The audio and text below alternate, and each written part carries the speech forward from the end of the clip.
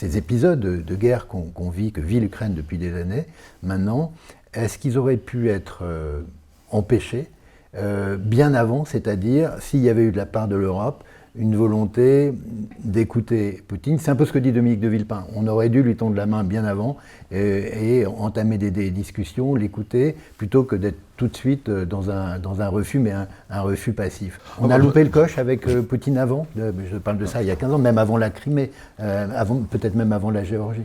Je pense qu'on n'a pas écouté Vladimir Poutine, mais absolument pas pour les raisons énoncées par Dominique de Villepin. Moi, j'étais correspondant en Russie pendant 4 ans, même plutôt 5 ans.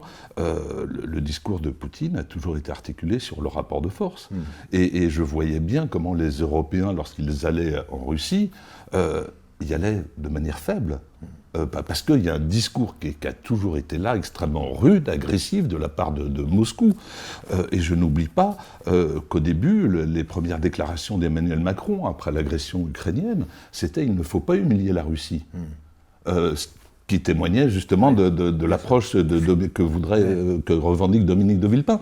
Or, non, c'est pas la bonne approche, c'est simplement ça. C'est pas parce qu'on va tendre la gamelle à la Russie qu'elle va prendre la gamelle. On est au-delà, c'est une volonté affirmée de puissance. Il faut le reconnaître pour ce qu'elle est. Et cette volonté de puissance, elle n'est pas discutable avec Moscou, elle ne peut être contrecarrée que par un rapport de force. Et tant qu'on évite cette question-là, je crois qu'on est dans le déni.